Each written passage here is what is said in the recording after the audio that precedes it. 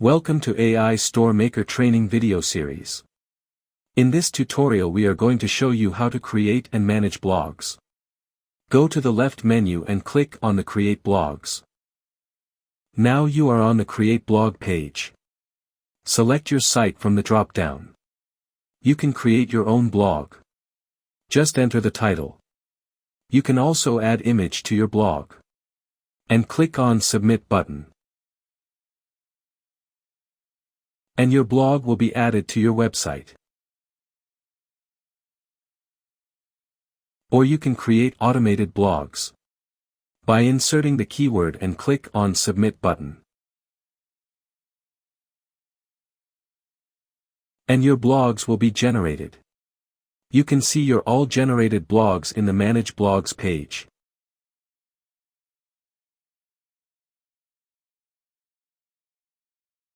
You can also delete any blog from the list. Go to your site.